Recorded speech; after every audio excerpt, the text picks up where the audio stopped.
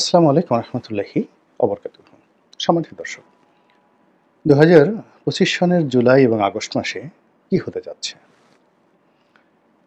গত বছরের মধ্যে এইবারও কি জুলাই আগস্টকে কেন্দ্র করে আমাদের শাসন ব্যবস্থায় নতুন কিছু ঘটবে? এই জুলাই আগস্টে কি আবার আওয়ামী লীগ ফিরে আসার চেষ্টা করবে তাদের সেই ফ্যাসিবাদী চরিত্র নিয়ে? এই সময়টিতে দিল্লি কিংবা আমেরিকা বাংলাদেশ শাসন ব্যবস্থায় তারা নতুন করে নাক গলাবে? বাংলাদেশ যেভাবে পাকিস্তানের সঙ্গে এবং চীনের সঙ্গে নতুন একটা বন্ধুত্ব গড়ে তোলার চেষ্টা করছে, সেটা কি সফল হবে? ডক্টর মোহাম্মদ ইউনূস কি আরও দীর্ঘদিন থাকবেন, ৫ বছর কিংবা তার অধিক সময়, নাকি তারেক রহমান সাহেবের সঙ্গে যে বৈঠক, সেই বৈঠকের সূত্রে তিনি 2026 সনের ফেব্রুয়ারি মাসের প্রথম সপ্তাহে একটি নির্বাচন দিয়ে বিএনপির হাতে ক্ষমতা হস্তান্তর করে চলে যাবেন? এই যে সরল প্রশ্নগুলো, সেই সরল প্রশ্নগুলোর একটিরও সরল উত্তর নেই। প্রশ্নগুলো খুবই স্পষ্ট, কিন্তু এর যে উত্তরগুলো, সেই উত্তরগুলো নেই, দেওয়ার মতো কোনো উল্লেখ নেই, এবং শোনার মতো আমাদের যারা লোকজন রয়েছে তাদের ধৈর্য নেই। এর কারণ হলো, যারা এই প্রশ্ন করছেন আর যারা এই প্রশ্নের উত্তর দিবেন তাদের মধ্যে আকাশ এবং পাতাল দূরত্ব। বর্তমানের যারা উপদেষ্টা মণ্ডলী, তাদের জনসম্পৃক্ততা নাই বললেই চলে। তারা সামাজিক মাধ্যমে যখন কোনো একটা বিষয় খুব ভাইরাল হয়ে যায়, দেশি বিদেশি চাপের মধ্যে পড়ে, সেটা যে কোনো বিষয় হোক, তখন তারা কার্যত মুখ খোলার চেষ্টা করেন। এর বাইরে তারা নীরবতা পালন করেই সময় পার করছেন এবং নীরবতা দিয়েই তারা সব কিছু জয়লাভ করছেন এবং প্রতিপক্ষকে পরাজিত করছেন। যেমন ধরুন, দীর্ঘদিন ধরে জাতীয় রাজস্ব বোর্ডে আন্দোলন চলল এবং কার্যত কমপ্লিট শাটডাউন।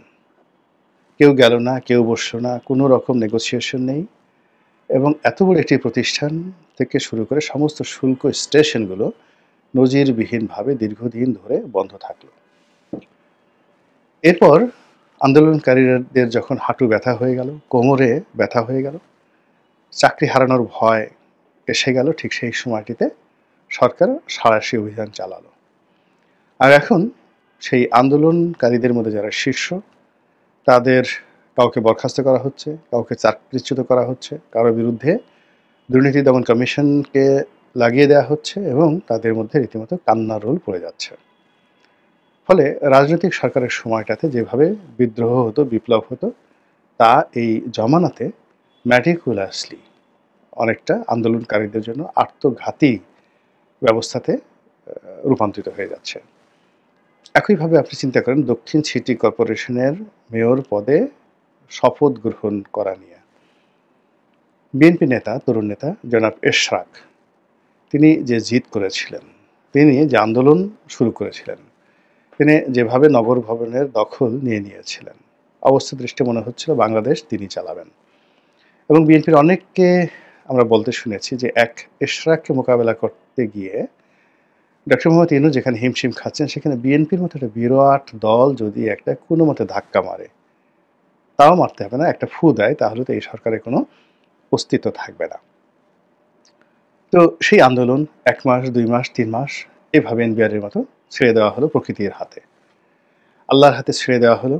মানুষ বিরক্ত হয়ে গেল এবং এরশাদ তিনি ইমেজ হারালেন, তার সম্পর্কে বদনাম ছড়িয়ে পড়ল, এবং তার যে আগামীতে রাজনৈতিক যে ভবিষ্যৎ, এটি প্রশ্নের মুখোমুখি হয়ে গেল।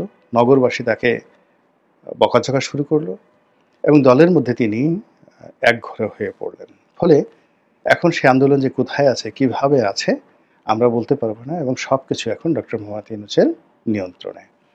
তো এভাবে রেসপন্ড না করে শুধু চুপ থেকে প্রকৃতির উপর সব কিছু ছেড়ে দিয়ে যেভাবে সরকার একটার পর একটা ঘটনা তারা সমাধান করছে এবং পুরো পরিস্থিতি নিজেদের নিয়ন্ত্রণে নিয়ে আসছে, এরকম ঘটনা আমি অতীতে দেখিনি, কখনো কোথাও দেখিনি।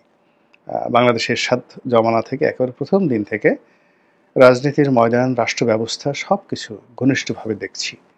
কিন্তু এই সময়টিতে বর্তমান সরকার যা কিছু করছে, এরকম আসলে কখনো দেখিনি এবং তারা সফল। এই সময়ের মধ্যে পল্লী বিদ্যুৎ আন্দোলন করার চেষ্টা করেছে, সচিবালয় আন্দোলন করার চেষ্টা করে চলছে। এই সময়ের মধ্যে আরো অনেক কিছু করার চেষ্টা করেছে। এই সময়ের মধ্যে সবচেয়ে বেশি সরকারের সফলতা হলো যারা উর্দিধারী মানে সামরিক বাহিনী। তো সামরিক বাহিনীর ভয়ে মূলত আমাদের সব সরকার তটস্থ থাকত। শেখ হাসিনা তাদেরকে তোষণ করার জন্য যা দরকার সবই দিয়েছেন।